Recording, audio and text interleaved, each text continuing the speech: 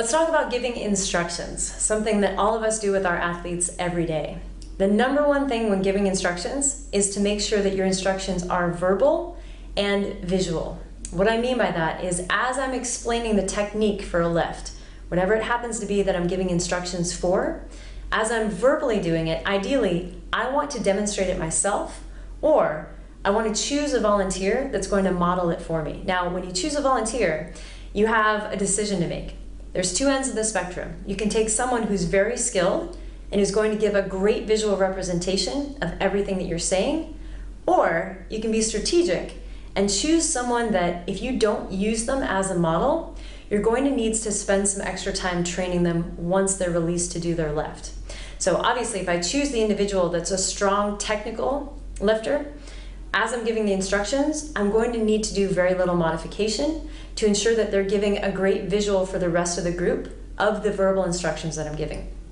If you choose someone that we sometimes call a drill wrecker that needs more help, the benefit of this is as you're explaining verbally, they get to go through visually with your modifications and adjustments so that one, the message is being conveyed to the whole about what the lift should look like or what the instructions are, but two, now that individual has experienced it for themselves and you're less likely to have to go spend one-on-one time trying to reteach them once you've released them to do the lift.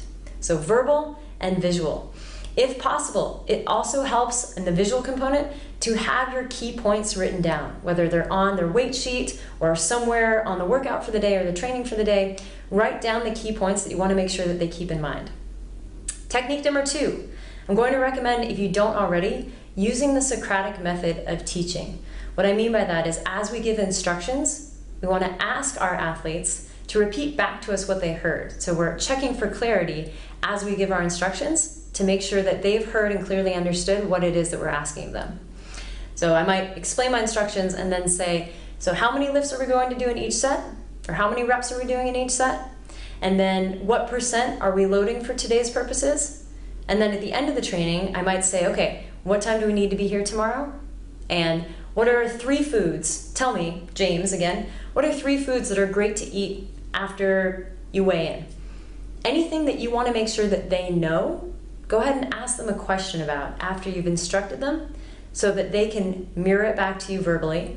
It gives a second chance for others that may not have understood the first time to be like, oh yeah, okay, that's what coach said before.